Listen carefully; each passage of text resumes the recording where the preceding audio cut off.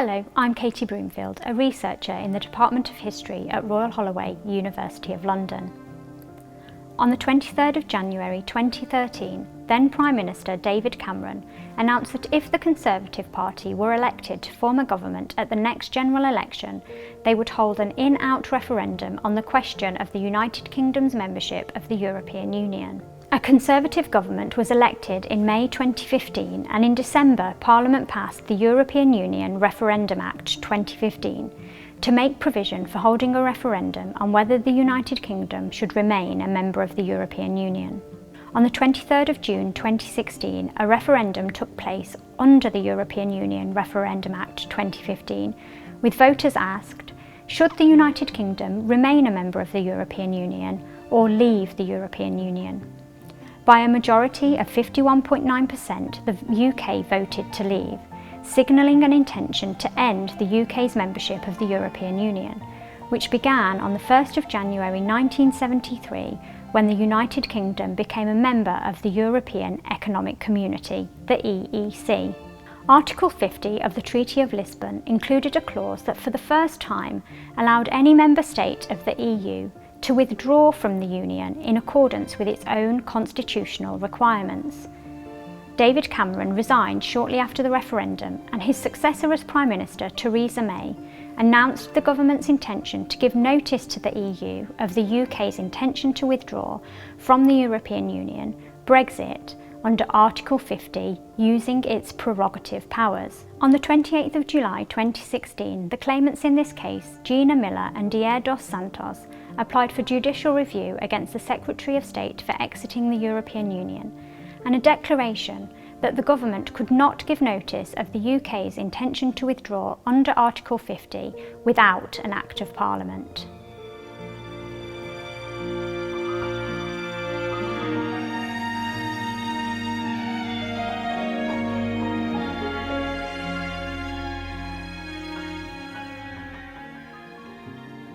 I'm now joined by Dr. David Juretić, a lecturer in law at Royal Holloway, University of London, to find out more about what happened in this case. David, what were Miller and dos Santos seeking to challenge in their claim for judicial review before the High Court? So before the High Court, they were arguing that the government's stated intention to trigger Article 50 without consulting Parliament, without getting Parliament's express permission, was unlawful, and they were seeking a declaration from the court that it would have been unlawful for the government to act in that way. And what did the High Court decide? So the High Court decided in favour of this argument put forward by Miller and by dos Santos. So they said that the government did not have the power under the UK's constitution to trigger Article 50 without express parliamentary approval. What was the reaction to that decision? I think it's fair to say it was a mixed reaction.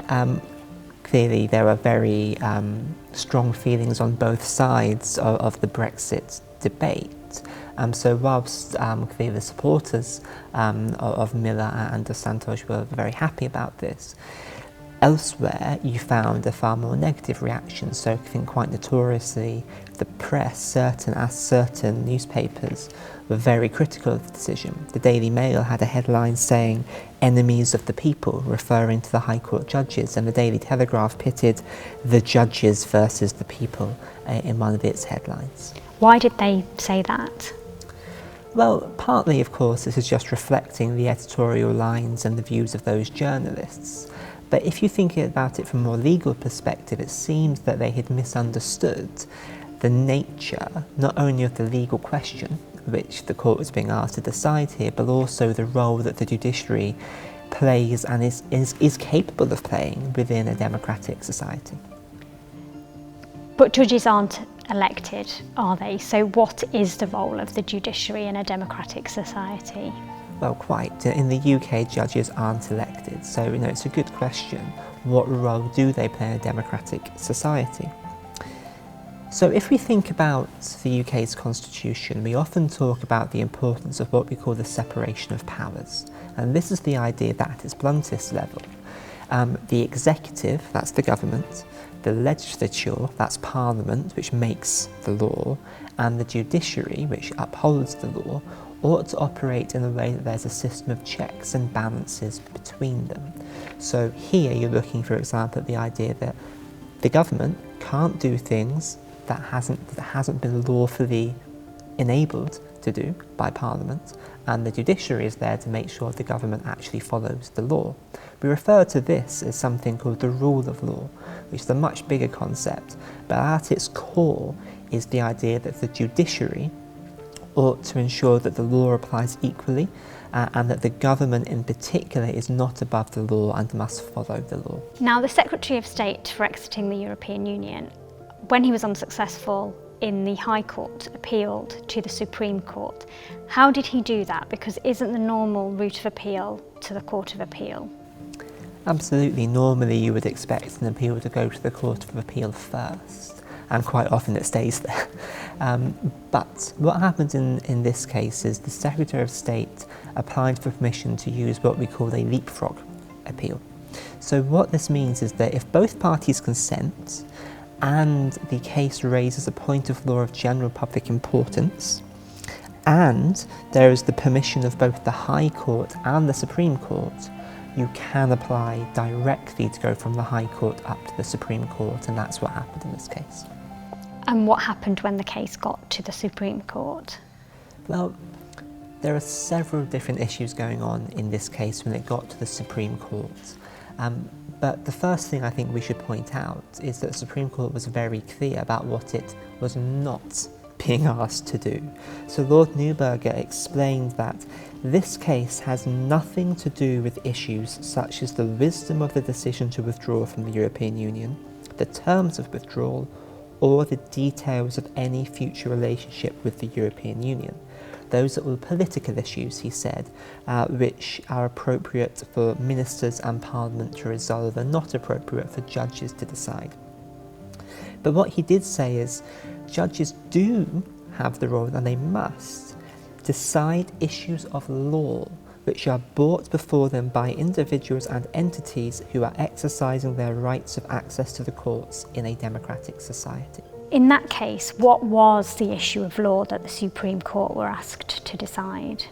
So the one that we're talking about at the moment, and as I said, there are various other issues that are discussed in the Supreme Court's judgment, was that whether, in accordance with the UK's constitution, the government had the power to trigger Article 50 without the express permission of Parliament. So it's the same question as the High Court had to consider.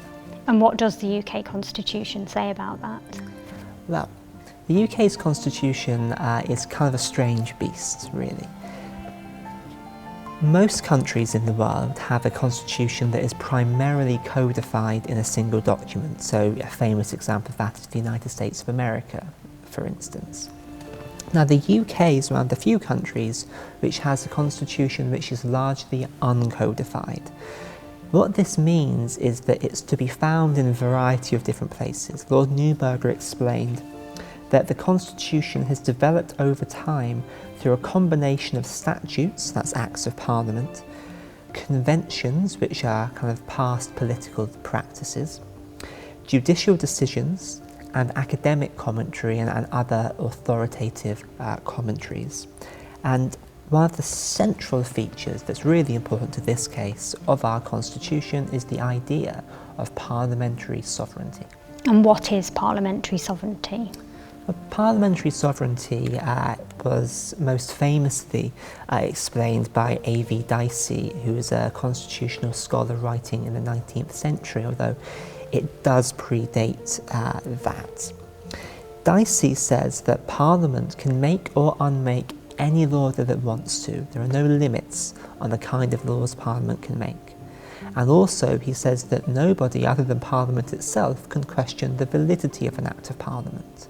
What that means in practice is if there's an Act of Parliament you object to, the only people that can get rid of it is Parliament. Unlike a country, again, like the United States, our judges do not have the power to strike down an Act of Parliament. Why is that principle relevant to this case? So the reason that parliamentary sovereignty is relevant to this case actually relates to the kind of power the government's relying on. When the government did trigger Article 50, and certainly its intention at the time of this case was, it used a prerogative power. Now this is a power that has been, over time, these powers used to be concentrated in the hands of the monarch, but certainly since the Bill of Rights of 1689, gradually, those prerogative powers have been passed on to the executive. Very few ones are still exercised by the monarch herself personally. As part of this process, Parliament itself has been gradually abolishing and limiting and controlling these prerogative powers because Parliament is sovereign. It's the highest kind of law in the UK is an Act of Parliament.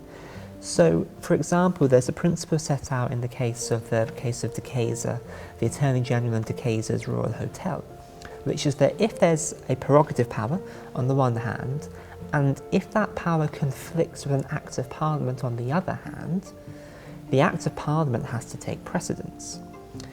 That's what the question was in this case.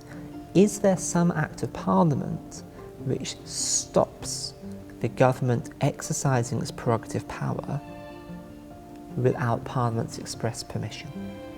And what did the Supreme Court say about that? Well, the Supreme Court ruled by a majority of 8-3, so that's 11 judges. It's the first time so many have sat, just indicating the importance of that case.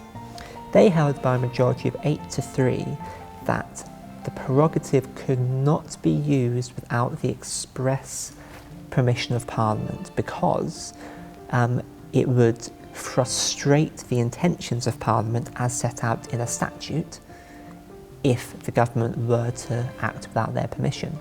Now the statute in question is the European Communities Act 1972. When the UK joined the EU, it's now the EU, at the time it was called the EEC, but when the UK joined what is now the European Union, it had to make provision for European Union law to be effective in the United Kingdom. And so it did this through the European Communities Act of 1972. This was an express intention by the Parliament at the time that the UK is a member state of the European Union.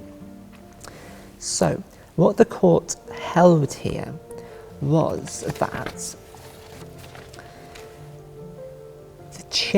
the constitutional change, becoming a member of the European Union, that's within the 1972 Act, means that Parliament intends that the UK is a member of the EU. The only people who can change that intention is Parliament itself. The government can't do it on behalf of Parliament. So Lord Neuberger's judgment explained that given the constitutional principle of parliamentary sovereignty, it seems most improbable that the people involved in the 72 Act had the intention or the expectation that ministers could remove membership without the formal appropriate sanction from Parliament. In other words, the government was free to activate Article 50, but only if Parliament expressly said in an Act of Parliament that it could do so.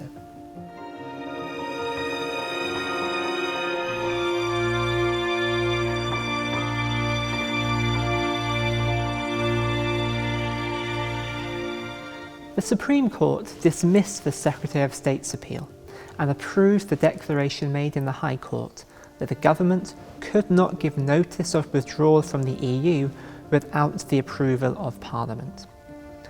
The Supreme Court is the final court of appeal in the UK for civil cases and for criminal cases from England, Wales and Northern Ireland. This means it sits at the top of the court hierarchy and that there is no other route of appeal. As a result, on the 26th of January 2017, the government introduced the European Union Notification of Withdrawal Bill in Parliament. The bill was debated and passed in both houses of Parliament and it received royal assent. It became law on the 16th of March 2017. Section 1 of the European Union Notification of Withdrawal Act gave the Prime Minister permission to notify the EU of the UK's intention to withdraw under Article 50, which she duly did on the 29th of March 2019. It was accepted by all the parties in this case that once given, notice under Article 50 cannot be withdrawn, although the Supreme Court did not express a view on that, and it was later referred to the European Court of Justice. The constitutional significance of this case is reflected in the fact that it was heard by 11 of the Supreme Court justices sitting together, instead of the usual 5 or 7.